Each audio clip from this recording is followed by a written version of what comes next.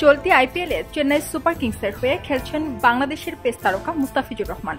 তবে আইপিএল শেষ না করে দেশে ফিরতে হচ্ছে। জিম্বাবুয়ের সঙ্গে মে মাসে হোম সিরিজ খেলবে বাংলাদেশ। এই সিরিজের জন্য ফিরতে হচ্ছে মুস্তাফিজকে। তাকে ৩০ এপ্রিল পর্যন্ত আইপিএল খেলার ছুটি মঞ্জুর করেছিল বাংলাদেশ ক্রিকেট বোর্ড। পরে চেন্নাইয়ের করা অনুরোধে একদিন বাড়ানো হয়েছে তার ছুটি। ফলে ১লাই মে চেন্নাইয়ের হয়ে বাড়তি আরেকটি ম্যাচ তিনি খেলতে পারবেন। চট্টগ্রামে আগামী ৩ মে জিম্বাবুয়ের বিপক্ষে ৫ ম্যাচের টি-20 সিরিজ শুরু হবে। এই সিরিজ শেষ হবে ১২ মে। এরপর ৩ ম্যাচের টি-20 সিরিজ খেলতে যুক্তরাষ্ট্রে যাবে বাংলাদেশ ক্রিকেট দল। ওই সিরিজ শুরু হবে ২১ মে। এই দুই সিরিজের জন্য মুস্তাফিজের আর আইপিএল খেলতে যাওয়া হবে না। এবার আইপিএলে ভালো করেছেন মুস্তাফিজ। এখন পর্যন্ত ৭ ম্যাচে ১২টি উইকেট তুলে মুস্তাফিজই এখন চেন্নাইয়ের সর্বোচ্চ উইকেট শিকারী। তাই মুস্তাফিজের পারফরমেন্সে নিজেদের সন্তুষ্টির কথা জানিয়েছেন চেন্নাইয়ের ব্যাটিং কোচ মাইক হাসি।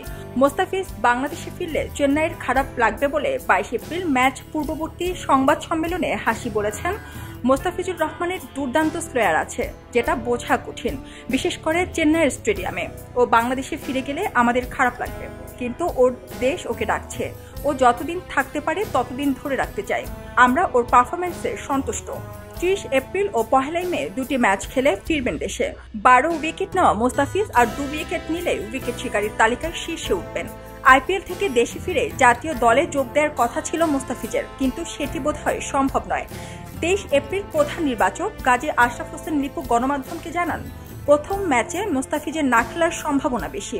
দেশে ফেরার পর মেডিকেল টিমের সঙ্গে তার কিছু কাজ রয়েছে, এরপর বাকিটা বোঝা যাবে। কথা বলে দেখব তার সঙ্গে, তবে আমার বিশ্বাস তিনি প্রথম ম্যাচে অ্যাভেলেবেল থাকবেন না। এদিকে খেলার শুরুতে পাওয়া যাবে না সাকিব আল হাসানকেও। সারা জেরিন, খবরের কাগজ, স্পোর্টস। সবাই যখন জোয়ারে গা ভাসায়, কেউ কেউ ঘুরে দাঁড়ায়।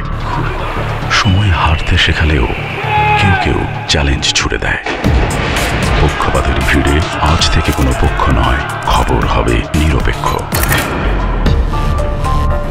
বানোয়ার তথ্যবাদ, খবর হবে নিখাদ।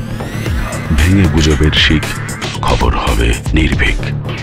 এলো খবরের কাগজ, নিখাদ, নির্ভীক, নিরপেক্ষ।